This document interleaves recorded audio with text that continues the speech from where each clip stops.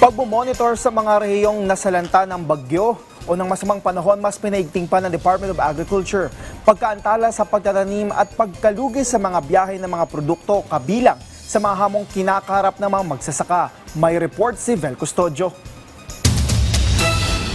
Patuloy ang pagmamonitor ng Department of Agriculture sa epekto ng bagyong Krising sa mga pananim sa mga tinahak nitong rehiyon sa bansa. Kabilang dito ang Cagayan Valley, Cordillera Administrative Region, Ilocos, Central Luzon, Calabarzon, Mimaropa, Bicol at Western Visayas na may kabuuang mahigit 700 hektarya ng palayan at maisan. Naka-standby yung ating mga regional field offices in partnership with the LGUs for the prepositioning ng mga binhi, pataba, biologics kung may maapektuhan ng mga livestock. And of course, paraphernalia saka yung sa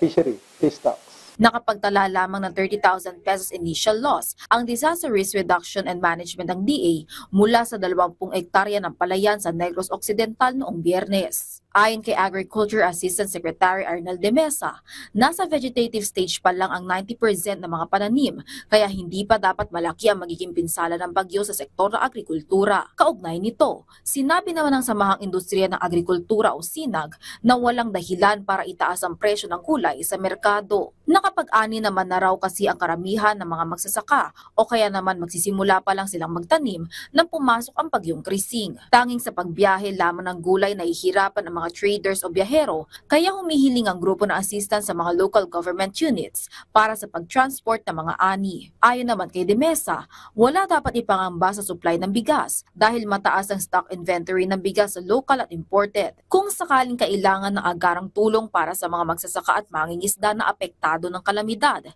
laging nakaabang ang Quick Response Fund ng DA, Survival and Recovery Loan Program at Philippine Crop Insurance Corporation para sa mga registered at insured farmers. Vel Custodio para sa Pambansang TV sa Bagong Pilipinas.